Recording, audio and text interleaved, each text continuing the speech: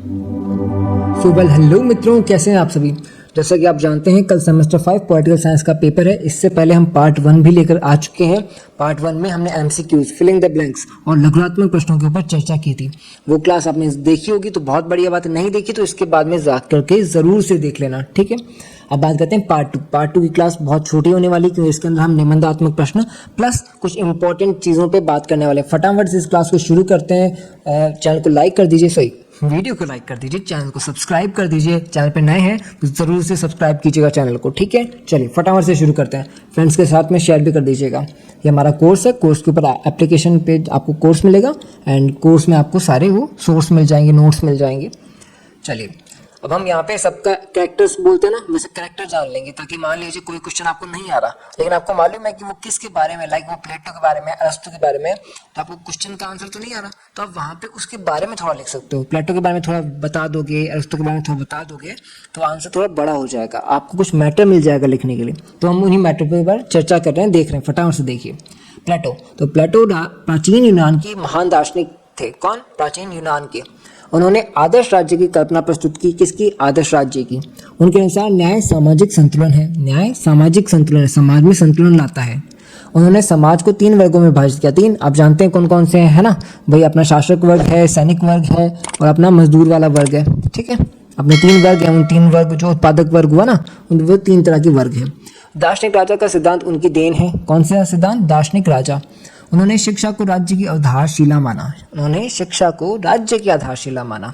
फिर शासक वर्ग के लिए सामूहिक संपत्ति का विचार दिया। उन्होंने नैतिकता को राजनीति से जोड़ा।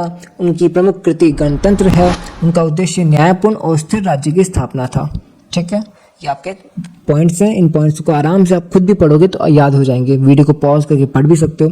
अच्छा, 3 इंपॉर्टेंट बातें जो प्लेटो से जुड़ी हुई हैं वो कौन सी हैं? प्लेटो का न्याय सिद्धांत, ये क्वेश्चन आ सकता है। लघुरात्मक में हमने बात की है, लघुरात्मक वाला जो वीडियो है इससे पहले वाला, उसमें हमने इस क्वेश्चन पे बात की है, प्लेटो का न्याय सिद्धांत।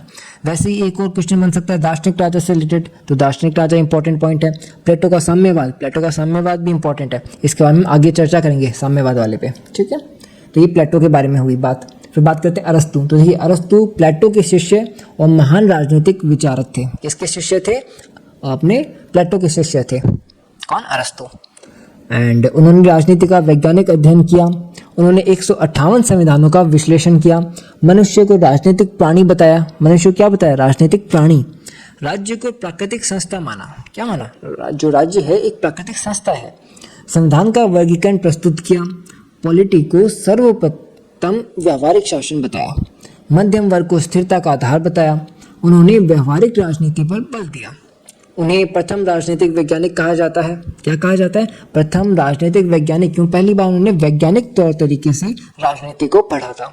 3 इंपॉर्टेंट बातें कौन कौन सी हैं? अरस्तु का संविधान का वर्गीकरण, संविधान का वर्गीकरण किया था ना, वो हमने लघुरात्मक में बात की इस टॉपिक पे। वही तो कह रहा हूँ, हमने इससे पहले वाली वीडियो में अच्छे से बात की। वो वीडियो चाहे दोबारा देख लेना भाई। एक बार देखते हैं तो हमें सिर्फ ऊपर से निकलता है, दूसरी बार उस वीडियो को जब देखोगी तब आपको याद भी हो जाएगा टॉपिक। तो वो जो पार्ट 1 आया था जिसमें मैम और मैंने साथ में मिलकर की बात की थी, वो वाला वीडियो जरूर से एक बार दोबारा से देख लेना। कल सुबह भी देख सकते हो, ठीक है। फिर है मनुष्य का राजनीतिक प्राणी सिद्धांत। जो मनुष्य है राजनीतिक प्राणी है राजनीति के अंदर, वो क्यों है, वो कैसे है, वो सिद्धांत बताया इन्होंने। राज्य संबंधी विचार दिए इन्होंने, ठीक है। किन्होंने? अरस्तु ने। जिनके टॉपिक है देख लीजिएगा। फिर बात करते हैं इकाई नंबर से, जो इकाई नंबर 2 है, यहाँ से कौन कौन से विचारक आते हैं? तो यहाँ से विचारक आते हैं संत ऑगस्टिन। संत ऑगस्टिन मध्यकालीन ईसाई राजनीतिक विचारक थे। कौन से थे? ईसाई। एंड उन्होंने अपनी पुस्तक सिटी ऑफ गॉड में 2 नगरों की अवधारणा की। पहली बात तो उनकी पुस्तक का क्या नाम है? City of God. 2 नगर, भाई 2 नगर बताया था ना उन्होंने कि भाई एक तो ईश्वरीय नगर है और एक अपना जो नॉर्मल नगर है जिसके अंदर सांसारिक नगर की बात होती है ना। तो उनके अनुसार ईश्वर नगर जो है, ईश्वर का नगर प्रेम और धर्म पर आधारित था। सांसारिक नगर स्वार्थ और पाप पर आधारित था। उन्होंने धर्म को राज्य से श्रेष्ठ बताया। क्या बताया? धर्म है वो राज्य से भी बड़ा है। राज्य बाद में आएगा, पहले धर्म आएगा। किन्होंने बताया? संत ऑगस्टिन ने बताया। उनके अनुसार सच्ची शांति केवल ईश्वर में संभव है। कहाँ संभव है? ईश्वर में। राज्य का उद्देश्य नैतिक जीवन की ओर मार्गदर्शन करना है। राज्य क्या चाहता है? राज्य को क्या करना चाहिए? उन्हें सिर्फ नैतिक जीवन की ओर रास्ता दिखाना चाहिए, है ना, मार्गदर्शन। उन्होंने राजनीति को धार्मिक आधार दिया। उनका चिंतन मध्ययुगीन धर्मतंत्र की नींव बना। उन्होंने राज्य को ईश्वर की योजना का भाग माना, मतलब उनके अनुसार जो ईश्वर ने ही आज्ञा दी है कि भाई राज्य बनाओ, और राज्य भी दो तरीके के, एक तो सांसारिक राज्य या फिर सांसारिक नगर है जो कि अपने आप ही बन गया, जिसके अंदर स्वार्थ है, पाप है, वरना भगवान ने तो बनाया है, क्या बनाया है, ईश्वर का नगर, प्रेम और धर्म का नगर। इसी आधार पर उनकी जो पुस्तक है सिटी ऑफ गॉड ये सब बताती है। देन जो इंपॉर्टेंट टॉपिक है इससे रिलेटेड, संत ऑगस्टिन से रिलेटेड जो है, दो नगर का सिद्धांत, धर्म और राज्य का संबंध, ऑगस्टिन के नैतिक विचार। चलिए नेक्स्ट टॉपिक पे आते हैं, थॉमस एक्विनास। ठीक है, थॉमस एक्विनास मध्यकालीन ईसाई दार्शनिक थे, ये भी ईसाई हैं। ठीक है, कौन है, संत ऑगस्टिन और थॉमस एक्विनास, दोनों ईसाई। वे अस्तु से अत्यधिक प्रभावित थे। उन्होंने तर्क और धर्म में समन्वय स्थापित किया। ठीक है, तर्क और धर्म में समन्वय यानी कि इन दोनों के बीच की व्याख्या की है। उन्होंने कानून को सामान्य हित का आदेश माना, कानून को 4 भागों में विभाजित किया। शाश्वत कानून को सर्वोच्च माना है। कानून को कितने भागों में, 4 भागों में, और शाश्वत कानून सबसे ऊपर आता है। प्राकृतिक कानून को मानव बुद्धि से समझा जाता है। मानव कानून को प्राकृतिक कानून से के अनुरूप होना चाहिए। उन्होंने राज्य को प्राकृतिक संस्था माना है। उन्हें मध्य युग का अरस्तु कहा जाता है। थॉमस एक्विनास को क्या कहा जाता है, मध्य युग का अरस्तु। एक्विनास का कानून वर्गीकरण, प्राकृतिक कानून का सिद्धांत, तर्क और धर्म का समन्वय, ये से रिलेटेड पॉइंट्स एंड टॉपिक्स हैं। ठीक है, ये क्लास में से मैम लेने वाले थे, बट मैम का जो गला है अभी थोड़ा सा बैठा हुआ है, तबीयत थोड़ी सी डाउन है, बट कोई ना, फटाफट से हम इस क्लास को कंटिन्यू करते हैं। आराम से देखिएगा, स्क्रीनशॉट ले लीजिएगा। बहुत इंपॉर्टेंट बात ये होती है कि या तो आप स्क्रीनशॉट ले लो या वीडियो को पॉज करो और उस टॉपिक को आराम से खुद से पढ़ो, तो बहुत अच्छे से समझ में आएगा। पहले तो इस क्लास को पूरा कंटिन्यू कर लो, फिर पढ़ लेना आराम से। मैकियावली पुनर्जागरण काल के प्रमुख राजनीतिक विचारक थे। क्या थे, प्रमुख जागरण, जो पुनर्जागरण का काल हुआ करता था ना, जब सब कुछ जगा रहे हैं, सबके अंदर नई चेतना आ रही है, उस टाइम में सबसे इंपॉर्टेंट राजनीतिक विचारक कौन थे, मैकियावली थे। उन्होंने राजनीति को धर्म से अलग किया। किससे अलग किया, धर्म से अलग किया। उन्होंने शक्ति को राजनीति का केंद्र माना। उनकी प्रमुख कृति द प्रिंस, क्या है इनकी कृति का नाम, बुक का नाम, द प्रिंस। उन्होंने व्यवहारिक राजनीति पर बल दिया। राज्य की सुरक्षा को सर्वोपरि माना। किसको माना, सर्वोपरि सुरक्षा को। उन्होंने उद्देश्य को अधिक महत्व दिया। वे राष्ट्रीय एकता के समर्थक थे। उन्होंने आधुनिक राजनीतिक चिंतन का जनक कहा जाता है। उन्होंने आदर्शवाद के स्थान पर यथार्थवाद को महत्व दिया। कौन सा, यथार्थवाद। द प्रिंस का विश्लेषण, शक्ति सिद्धांत, मैकियावली का यथार्थवाद, ये इंपॉर्टेंट क्वेश्चन आ सकते हैं यहाँ से। फिर बात आती है इकाई नंबर 3 की। तो इकाई नंबर 3 में हॉब्स जो है आधुनिक सामाजिक संविदा के प्रमुख विचारक थे। इनकी प्रसिद्ध कृति लेविथान है। उन्होंने प्राकृतिक अवस्था को अराजक बताया। प्राकृतिक अवस्था सभी के विरुद्ध सभी का युद्ध थी, यानी प्राकृतिक अवस्था क्या है, सभी के विरुद्ध सभी का युद्ध। मनुष्य को स्वार्थी और भयभीत माना है। शांति के लिए सामाजिक समझौते की आवश्यकता बताई है। लोगों ने अपनी शक्तियां एक संप्रभु को सौंप दी है। संप्रभु को पूर्ण और निरंकुश माना है। विद्रोह के अधिकार को अस्वीकार किया।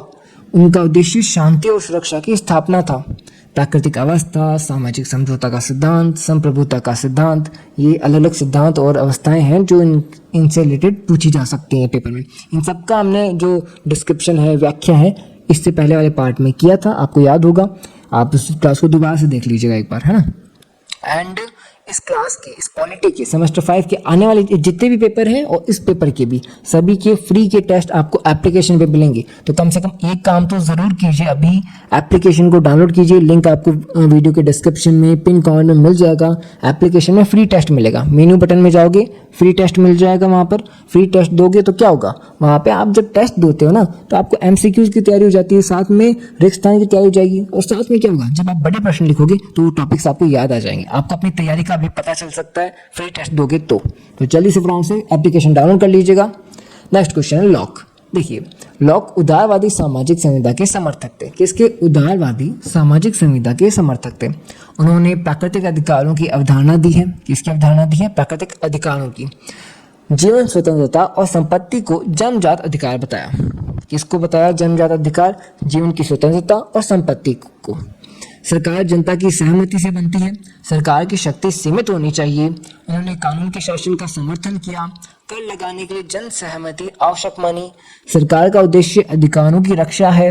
विद्रोह के अधिकार को स्वीकार किया। उन्होंने आधुनिक लोकतंत्र का आधार माना जाता है। किसका, आधुनिक लोकतंत्र का आधार किन्हें माना जाता है? लोक को।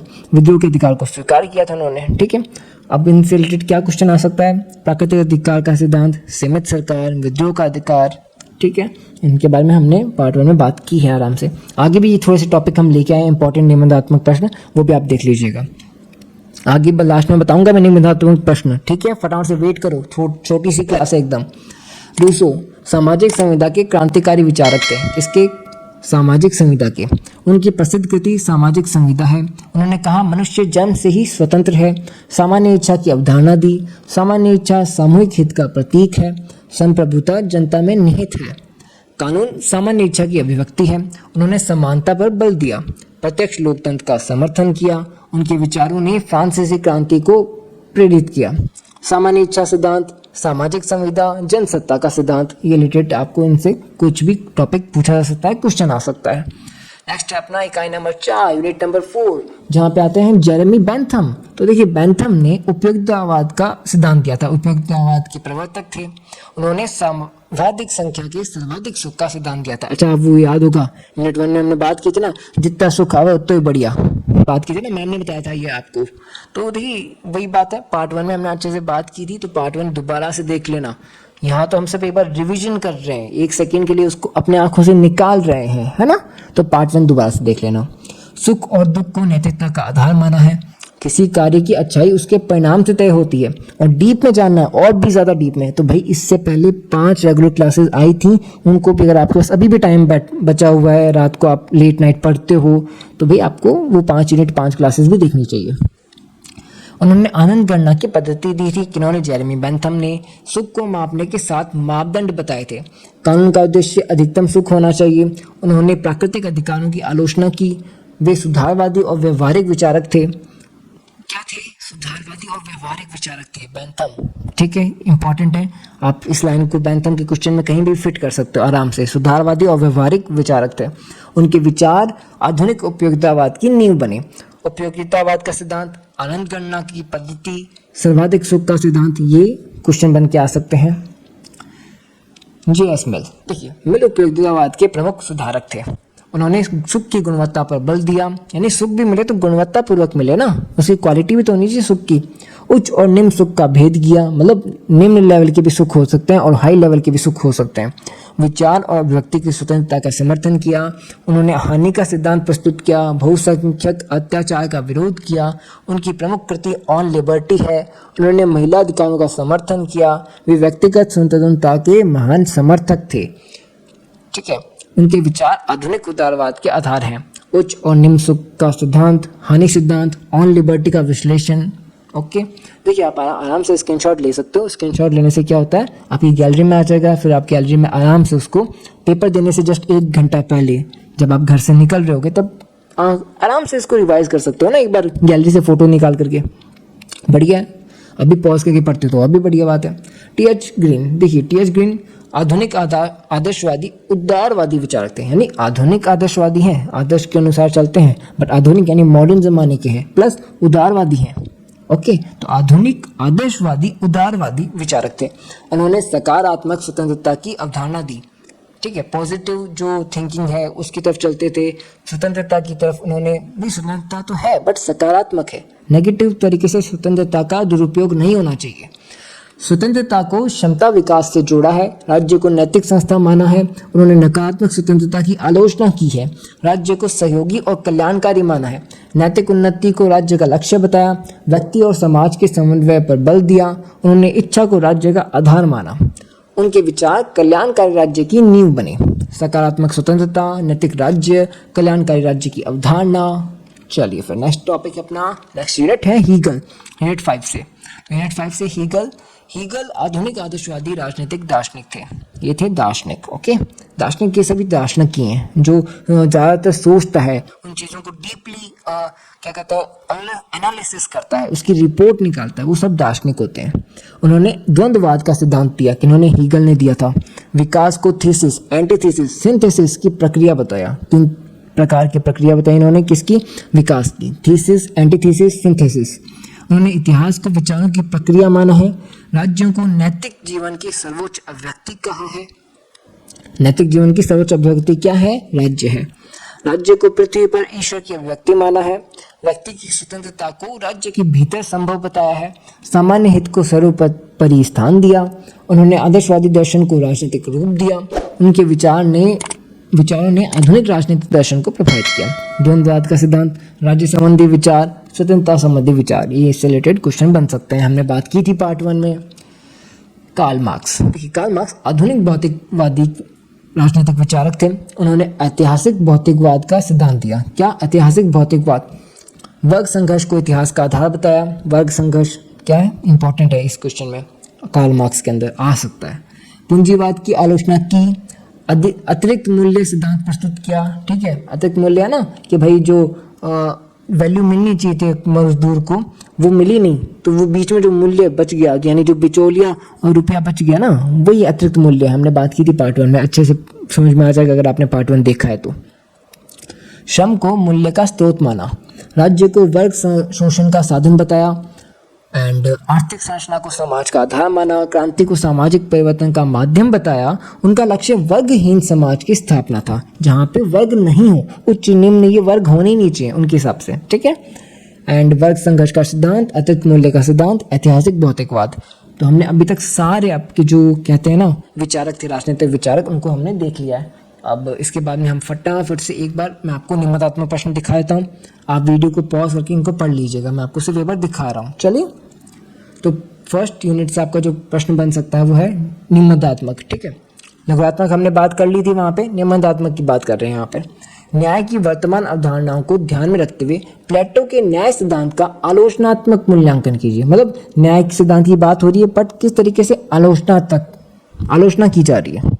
ठीक है, ये आपका आंसर हो सकता है। आप इसको पॉज करके पढ़ सकते हो, स्क्रीनशॉट ले सकते हो। मैं तो एक बार कहूँगा कि पूरी वीडियो को देख लो दोबारा से, उसके बाद में दोबारा देखना, तब आप इसको पॉज करके आराम से पढ़ लेना। एक बार तो पूरी वीडियो देख लीजिए। ये आपके सिलेक्टेड पॉइंट्स होंगे इस फर्स्ट वाले आंसर के लिए। देन सेकंड क्वेश्चन क्या है, प्लेटो के साम्यवाद। मैंने बात की थी ना कि साम्यवाद वाला क्वेश्चन आ सकता है, ये वो है आपका क्वेश्चन। प्लेटो के साम्यवाद की व्याख्या कीजिए तथा आधुनिक साम्यवाद से तुलना कीजिए। तुलना वाला क्वेश्चन इंपॉर्टेंट होता है, ये तुलना वाला क्वेश्चन है। इसका आंसर आपके सामने है, पॉज करके आराम से पढ़ लेना दोबारा से। ये रिलेटेड पॉइंट्स हैं इससे रिलेटेड।